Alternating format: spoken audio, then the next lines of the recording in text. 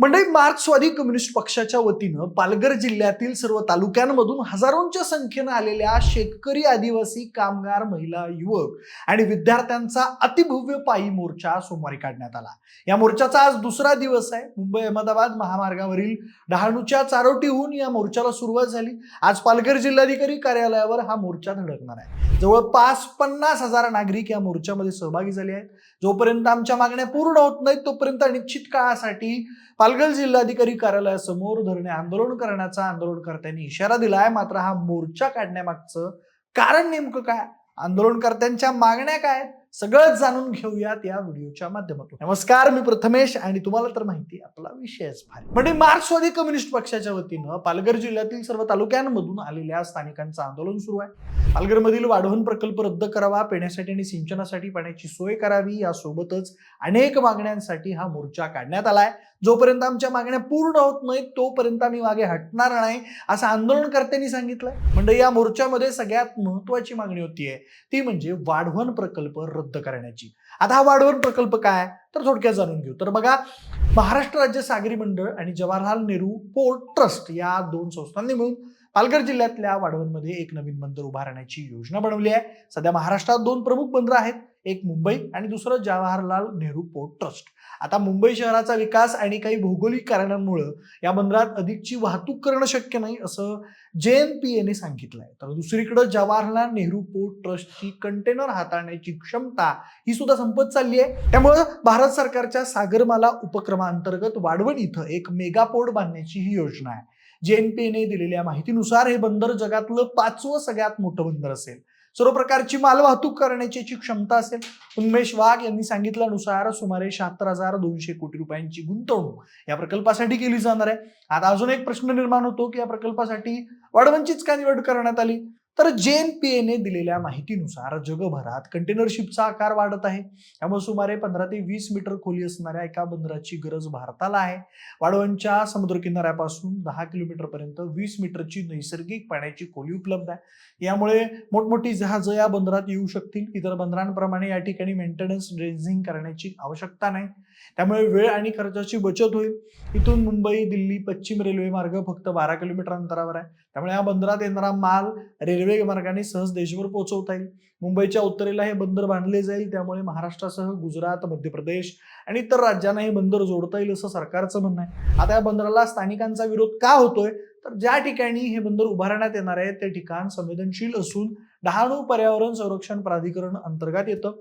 1996 पासून डहाणू तालुक्यात लागू करण्यात आलेली उद्योग बंदी नियमावली या प्रकल्पाला देखील लागू राहणार होती. पण 31 जुलै 2023ला डहाणू तालुका पर्यावरण संरक्षण प्राधिकरणाने या प्रकल्पाला मंजुरी दिली. वाढवण परिसरातील समुद्रात असणाऱ्या खडकांची रचना बघता मत्स्यबीज उत्पादनासाठी हा परिसर अनुकूल मानला जातो. मुंबई ते दक्षिण गुजरात दरम्यान असणाऱ्या मासेमारी पट्ट्यात हा भाग सुवर्ण पट्टा असून बंदर उभारणीमुळे त्याचा विनाश होईल अशी भीती स्थानिकांना वाटते. या बंदरामुळे समुद्रातील पाण्याची पातळी वाढेल. पाण्याच्या प्रवाहात बदल होऊन गावांमध्ये समुद्राचं पाणी शिरून नागरिकांचं स्थलांतर करावं लागेल अशी भीती देखील आंदोलकांकडून व्यक्त केली जाते. आता या बंदरासाठी 1 इंचही जमीन अधिग्रहण केली जाणार नाही असं JNPA सांगितलंय. पण समुद्रात भर टाकून बंदर उभारण्यासाठी मोठ्या प्रमाणावर वाळू लागेल आणि या वाळूसाठी परिसरातील जमिनीचं उत्खनन होईल असं आंदोलकांचं म्हणणं आहे. या बंदराच्या उभारणीमुळे पर्यावरण समतोल बिघडेल. या बंदरापासून जवळ असणारा तारापूर अणुऊर्जा प्रकल्प, डहाणू औष्णिक ऊर्जा प्रकल्प, तारापूर आणि गुजरातमधील रासायनिक उद्योगांना धोका असून राष्ट्रीय संरक्षणाच्या दृष्टिकोनातून हे बंदर उभारणं धोकादायक ठरेल असं आंदोलनकर्त्यांना वाटतं. आता यावर सरकारचं म्हणणं काय. JNPA प्रभारी अध्यक्ष उन्मेष वाघ हे या वाढवण बंदराबाबत बोलताना म्हणाले की वाढवण 2 टप्प्यात बांधला जाईल. पहिला टप्पा 2019ला पूर्ण होईल आणि 2034ला याचा दुसरा टप्पा पूर्ण होईल. हे बंदर समुद्र किनाऱ्यापासून जवळपास 5 किलोमीटर आतमध्ये बांधलं जाईल. हे बंदर बांधताना पर्यावरणाची काळजी घेण्यात आलेली आहे. या प्रकल्पामुळे पुढच्या 5 वर्षात महाराष्ट्राच्या GDP मध्ये 2% वाढ होईल. स्थानिक पातळीवर 1 लाखांपेक्षा जास्त रोजगाराची निर्मिती होईल. 80% नोकऱ्या या स्थानिकांना दिल्या जातील.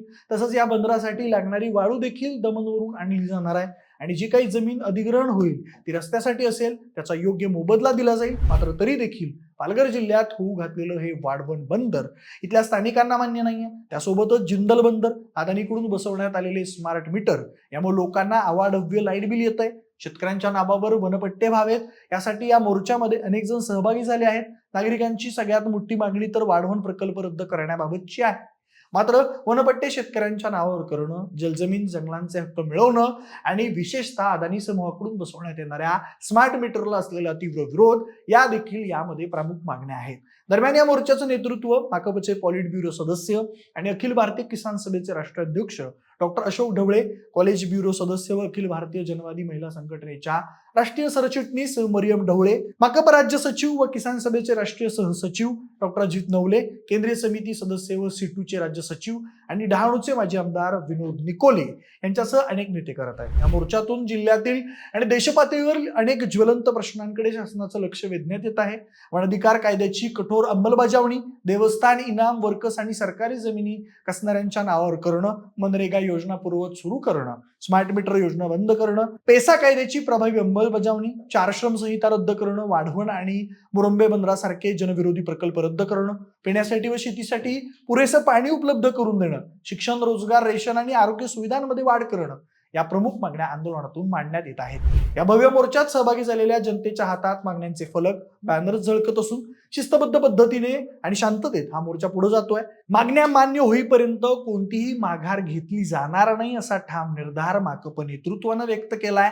त्याचबरोबर आंदोलनाच्या मार्गात येणारी खाद्यपदार्थांची आणि इतर दुकानं देखील सुरक्षेच्या दृष्टीनं बंद ठेवण्यात आली आहेत. याबरोबरच आंदोलकांसाठी आयोजकांनी पाण्याच्या बाटल्यांची व्यवस्था केली आहे. सुरक्षेच्या पार्श्वभूमीवर या मार्गावरील सकाळच्या सत्रातील शाळा व महाविद्यालयांना 10 वाजता सुट्टी देण्यात आली आहे, तर दुपारच्या सत्रातील शाळा महाविद्यालयांना 2 दिवस सुट्टी देण्यात आली आहे. हजारोंच्या संख्येनं आंदोलक पालघर शहरात दाखल झाल्यामुळं बंदोबस्त करण्यासाठी महाराष्ट्रातील इतर जिल्ह्यांमधून या ठिकाणी 1500 ते 1700 पोलीस बंदोबस्त मागवण्यात आला आहे.